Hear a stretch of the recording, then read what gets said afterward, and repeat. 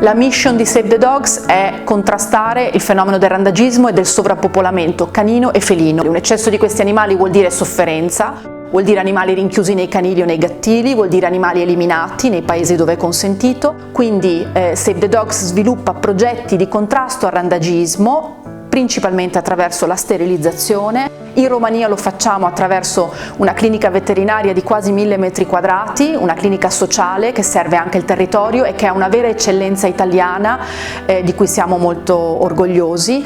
Mentre in Italia abbiamo avviato un progetto tra Napoli e Caserta nell'Interland con un gruppo di collaboratori locali e stiamo sterilizzando centinaia di cani di proprietà in un territorio estremamente difficile dai gravi problemi sociali come quello del litorale domizio. Io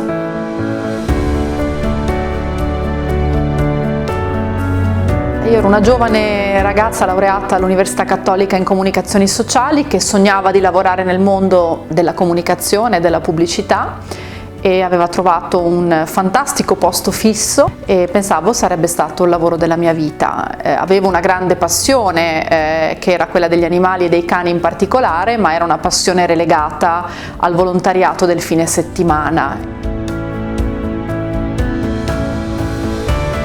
L'impatto sconvolgente con una realtà a 2 ore dall'Italia, che era la Romania del 2001, dove mi recai per portare degli aiuti durante le mie vacanze, aiuti a quelle associazioni che stavano denunciando il massacro dei cani randagi e che avevano bisogno di sostegno. Quindi l'incontro con quella realtà, che era una realtà brutale, molto dura, con una sofferenza degli animali enorme, ma anche un contesto generale di degrado sociale, di sofferenza delle persone. Ecco, l'incontro con quella realtà ha improvvisamente svuotato di senso il mio lavoro e la mia carriera e mi sono resa conto che la mia mente era costantemente altrove. La Romania è un paese dai primati tristi, è un paese con enormi problemi sociali e tra i suoi primati c'è anche quello di un randagismo fuori controllo che è il più grave d'Europa. E una volta che mi sono imbattuta in quella realtà era impossibile dimenticarla.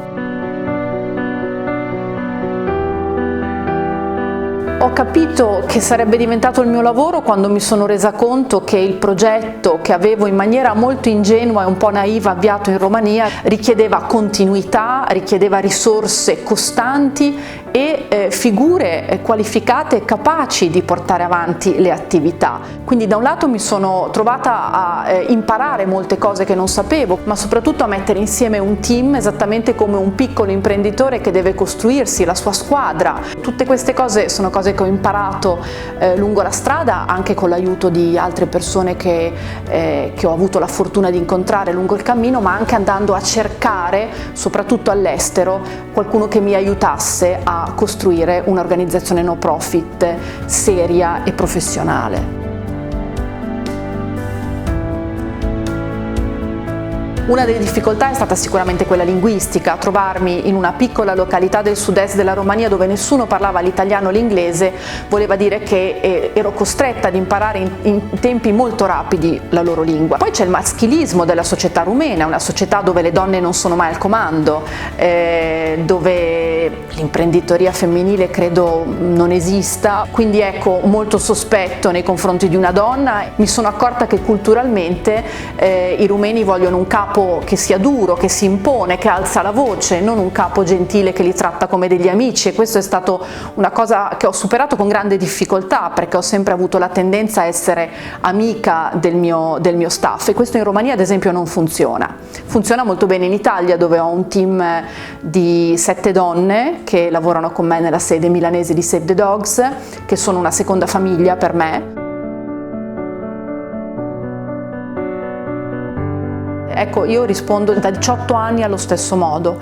Penso che tutte le ingiustizie sociali di ogni tipo, tutte le categorie di sofferenza abbiano diritto ad avere qualcuno che fa di tutto per alleviarle. Credo veramente che lo sguardo debba essere uno sguardo sulla terra tutta e su chi la abita, tutti quanti legati e connessi gli uni agli altri.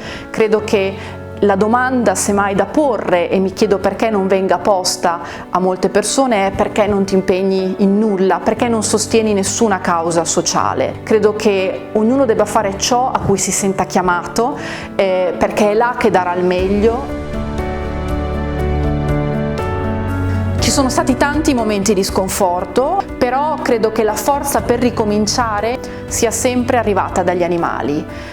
Credo che tutti coloro che si occupano di categoria di deboli trovino le risorse e la forza di andare avanti nel proprio impegno proprio nei loro beneficiari, in coloro che aiutano. Sentire che fai la differenza tra una situazione di sofferenza e di benessere, questo è quello che ti spinge ad andare avanti nonostante tutto.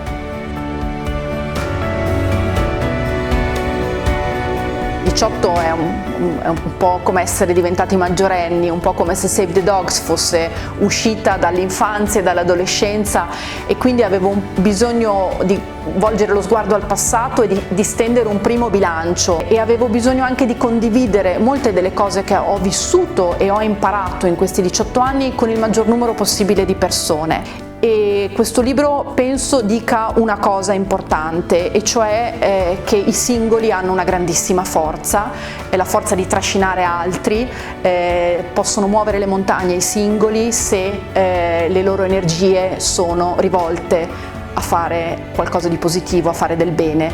Quindi non c'è ostacolo che può fermare qualcuno che è determinato a realizzare qualche cosa, e quindi credo sia un libro pieno di speranza, e sono tempi in cui abbiamo molto bisogno di speranza.